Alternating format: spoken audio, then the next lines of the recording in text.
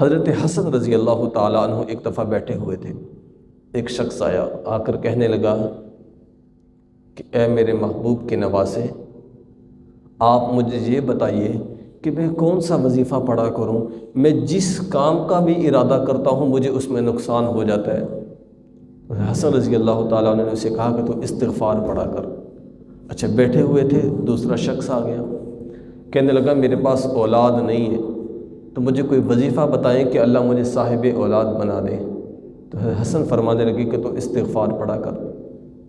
تیسرا شخص آ گیا، آ کر کہنے لگا کہ میں باغ کے اندر میں نے پھل لگائے ہیں لیکن پھل لگتے نہیں ہیں، ہر مرتبہ میرا بیج ضائع ہوتا ہے، جو پانی لگاتا ہوں وہ ضائع ہو جاتی ہے، لیکن مجھے پھل نہیں ملتا، مجھے کوئی وظیفہ بتا دیجئے۔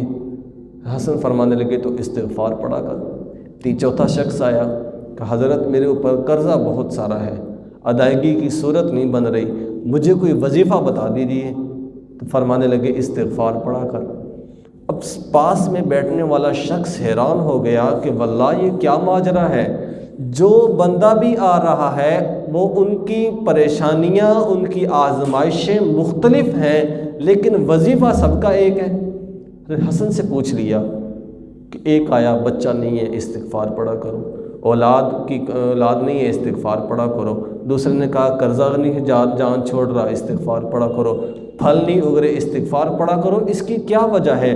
تو امام حضرت حسن رضی اللہ تعالیٰ عنہ فرمانے لگے، او بھائی میں نے اپنے پاس سے تو جواب نہیں دیا، میں نے تو قرآن سے جواب دیا، یہ تو اللہ تعالیٰ کہتے ہیں فَقُلْتُ اسْتَغْفِرُوا رَبَّكُمْ إِنَّهُ كَانَ غَفَّارًا۔ فائدہ کیا ہوگا؟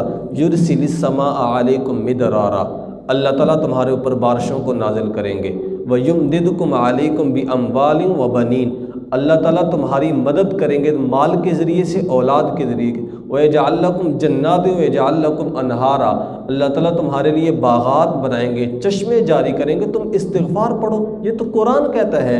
دنیا کے اندر آپ دیکھیں کہ جتنے بھی لوگ ہیں وہ سارے یا تو قرضے کی پریشانی کے اندر مبتلا ہیں، یا گھریلو معاملات کی پریشانی میں مبتلا ہیں، یا اولاد نہ ہونے کی وجہ سے پریشان ہے، یا اولاد کی نافرمانی کی وجہ سے پریشان ہے۔ اللہ تعالیٰ نے فرمایا کہ تمام کی تمام چیزوں کا قاعدہ کلیہ یہ ہے کہ تم استغفار پڑھو، اللہ تعالیٰ تمہارے سارے معاملات کو حل کر دیں گے۔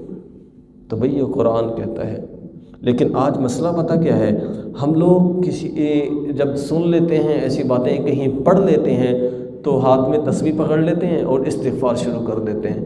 ایک دن کیا، 2 دن کیا، 3 دن کیا، ہفتہ کیا، بعد میں پھر چھوڑ دیے، دیکھا کہ بھئی کوئی آثار مرتب نہیں ہو رہے، کچھ نہیں فائدہ ہو رہا، چھوڑ دیا۔ حالانکہ وہ کرتے کرتے ایک وقت ایسا آ جاتا ہے کہ انسان بالکل سیڑھی تک پہنچ چکا ہوتا ہے، بس 1-2 دن اور کرنے کی دیر ہوتی ہے، پھر انسان کو پر رحمت کے دروازے کھل جاتے ہیں، لیکن انسان سستی یہ کرتا ہے کہ مایوسی کا مظاہرہ کرتے ہوئے چھوڑ دیتا ہے۔ حالانکہ استغفار کی کثرت مسلسل اپنی زندگی کا معمول بنا لے۔ جو بچہ چھوٹا ہے چاہتا ہے کہ میں بلندی کے اوپر جاؤں، میں جس عہدے پہ ہوں مجھے اس عہدے میں کامیابی ملے، میں ترقی پذیر ہوتا رہوں، وہ استغفار کی کثرت شروع کر دے، اللہ تعالیٰ ایسی بلندیاں عطا فرمائیں گے کہ وہ خود حیران ہو جائے گا۔ اور یہ حقیقت ہے، استغفار اللہ تعالیٰ کے ہاں کی بہت ساری قبولیت ہے۔